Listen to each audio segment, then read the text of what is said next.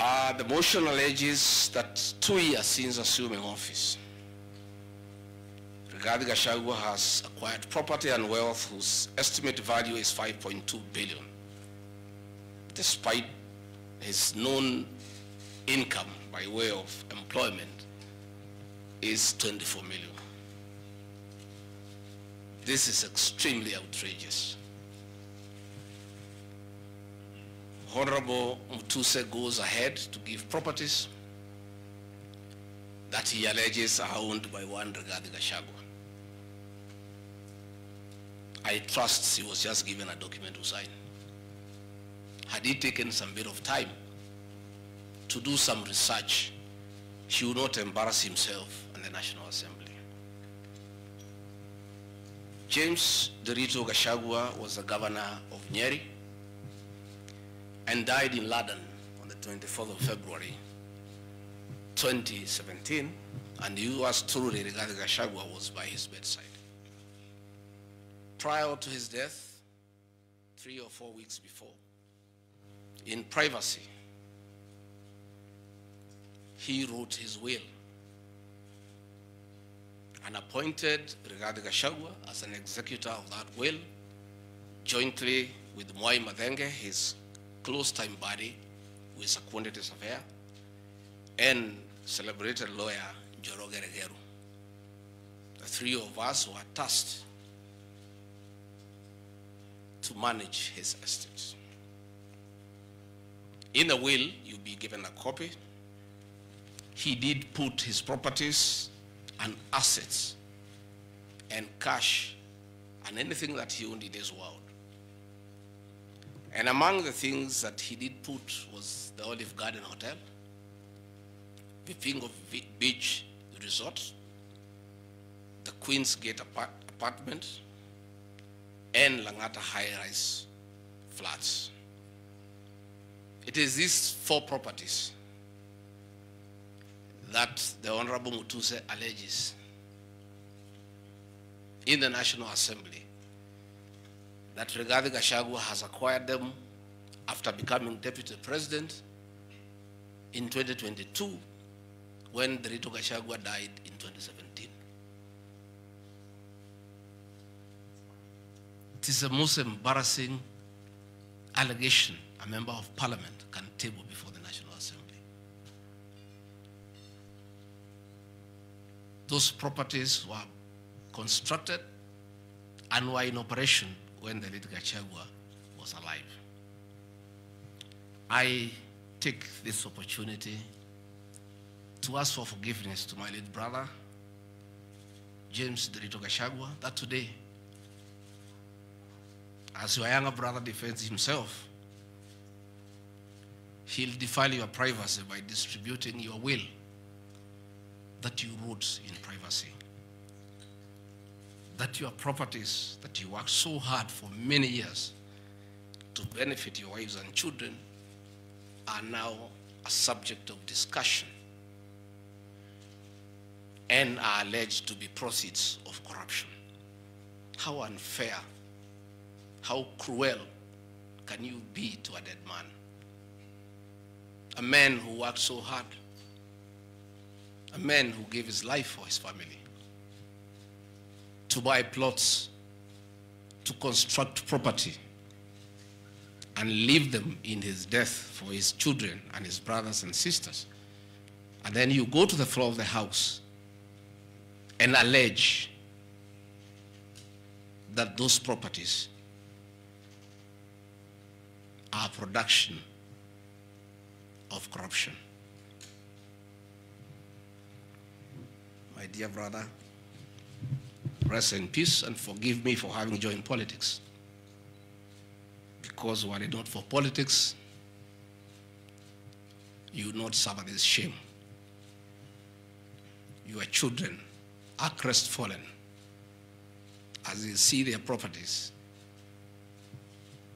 being splashed in newspapers as proceeds of crime. The Olive Garden Hotel that is alleged to have been bought by Rigathi Gachagua belongs to the estate of the late James NDERITU Gachagua. And in his will, he directed that we sell all his properties and divide the proceeds among his brothers, sisters, wives, and children. We, as the executors of his estate, and I want to pay tribute to lawyer Njoroge Regeru and Mwai Madenge for their commitment and sacrifice to the Gachagua family.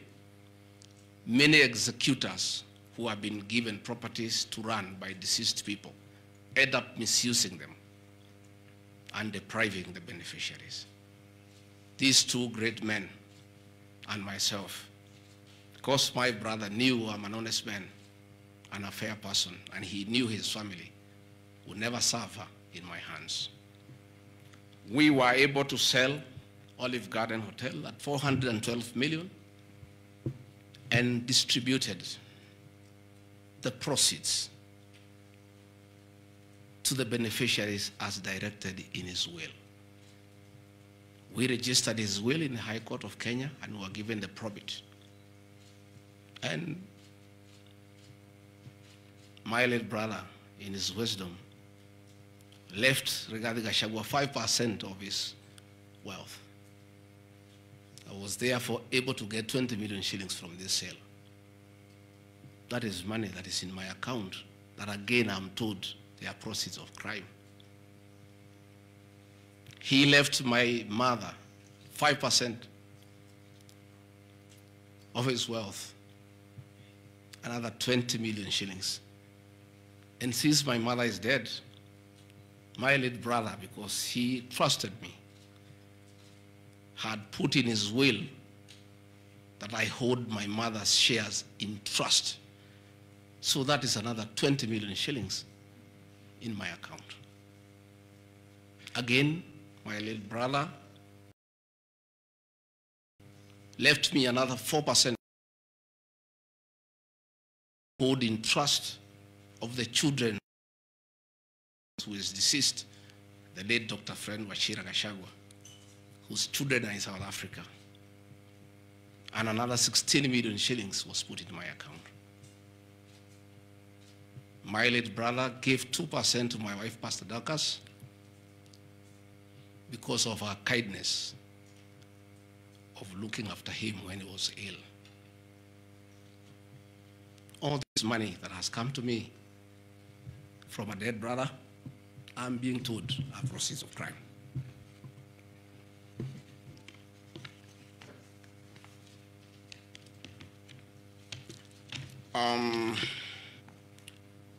Queen's Gate Service Apartments, another property belonging to the late Gachagua, is another property that I'm told I've bought as when I'm deputy president. That is why I have 5.2 billion worth of money. And this property, again, we sold the Cooperative Bank of Kenya, the staff retirement benefits for nearly 600 million. And this money we utilized to pay his debts. And today, as the late Gachagua rests in heaven, he has no debt. Again, I want to thank my fellow executors, Njoroge Regeru and Mwai Madenge, for what you have done for my brother. Vipingo Beach Resort in Kilifi was Gachagua's holiday home, a beautiful palatial resort on 3.5 acres on the beach. I remember with nostalgia that he used to host us there every Christmas to enjoy ourselves. This property belongs to the estate of the deceased because ourselves have a family. We want to retain it for sentimental value so that when we visit there, we remember him.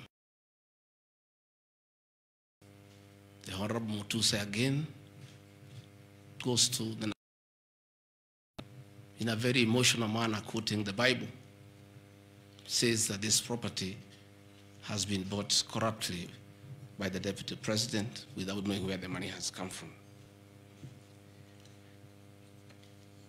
I have seen some land, Rogoro Kiamariga, 1223 in Mathera East constituency. To start with, Rugoru Kiamariga is not in Mathera East constituency. It is in Mathera West constituency. In haste to dispose of the deputy president because of political deceit and conmanship and betrayal, they could not even get it right where the land is situated.